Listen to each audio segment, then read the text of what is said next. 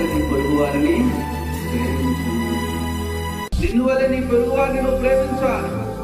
అలాగే ఎప్పుడైతే నువ్వు జీవిస్తూ ఉంటావో ఈ లోకంలో హత్యలు ఉండవు, మానవంగాలు ఉండవు, ఎవరికి క్రోధం ఉండదు, ద్వేషం ఉండదు, అసూయ ఉండదు, పగ ఉండదు, కక్షలు ఉండవు, కార్పణ్యాలు ఉండవు, ఏది కూడా పనిచేయదు.